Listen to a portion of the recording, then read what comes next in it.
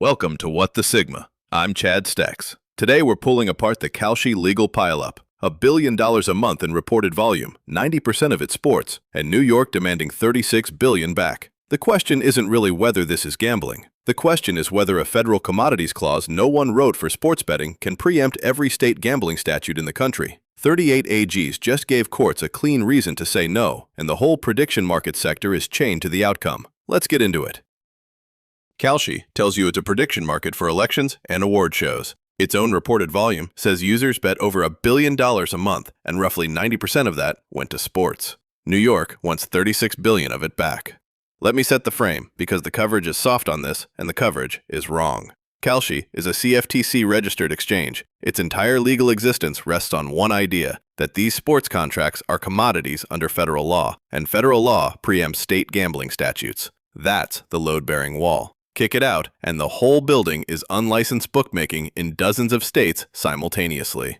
Now here's the number that reorganizes the story. According to the New York Attorney General Coalition brief, Kalshi users bet over $1 billion every month, and about 90% of it is sports. So what exactly is the elections and Oscars framing describing? A tenth of the business. The marketing is the tail. Sports is the dog.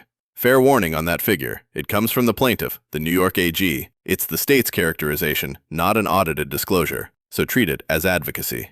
But even if you haircut it, the direction is undeniable. And it's fatal to Kalshi's own story about itself. The self-description and the money don't match. And in a courtroom, the money talks louder. Here's the move that's actually well executed, and it isn't Kalshi's. It's the attorneys general. Instead of 38 states, each filing their own scattered suit and getting picked apart one jurisdiction at a time, they consolidated. 38 AGs, New York plus 37 others, filed a joint amicus in the Massachusetts case. And they didn't argue the fun, emotional, gambling is bad angle. They reached for the clear statement doctrine. The clear statement doctrine, in plain English, if Congress wants to override centuries of state authority, Congress has to say so, clearly, in the text, not by implication. Not by a clever reading of a swaps provision. And this is where the timeline becomes a weapon. Dodd-Frank, the swaps law Kalshi leans on, passed in 2010. In 2010, states were legally barred from legalizing sports betting under PASPA. That ban didn't fall until the Supreme Court struck PASPA in 2018. So the statute Kalshi says legalized nationwide sports gambling was written at a moment when sports gambling was federally prohibited. Congress did not quietly legalize a thing that was banned through a clause that never uses the word gambling.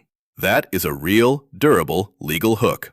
It's the same reasoning courts use to resist implied preemption every time. This isn't press release theater, and the coalition being bipartisan, red states, blue states, and D.C., strips Kalshi of its favorite narrative, that this is activist blue state overreach. When the entire country's AGs line up, the preemption argument stops looking like federalism and starts looking like a backdoor legalization of sports betting through the commodities window. Courts get suspicious of exactly that. Now the receipts on the enforcement side. New York's penalty demand is a minimum of $36 billion. That's full restitution, 3 times illegal gains, and $100,000 per unlicensed wager attempt. That last mechanic is the sharp one, so we'll come back to it. Kalshi and Polymarket are facing at least 20 separate lawsuits from regulators, tribes, and individuals. New York also sued Coinbase and Gemini on the same gambling theory. Massachusetts sued in the fall of 2025. New York sued at the end of July 2026, and Kalshi lost. A U.S. District Court ruled against it in early July 2026. James and Hochul put out a statement titled, Court Victory. Both a federal judge and an appeals court denied Kalshi's motions to pause an earlier ruling. Here's where I make you smarter than the headline. That July ruling may not be a final merits judgment. The synthesis says the court affirmed the state's authority, but ESPN, reporting weeks later, describes the case as still ongoing. So the honest read is, this is likely a preliminary or injunction ruling, not a final verdict. The correct verb isn't Kalshi lost, it's Kalshi is losing. Different tense, and the difference matters if you're pricing the outcome instead of cheering it.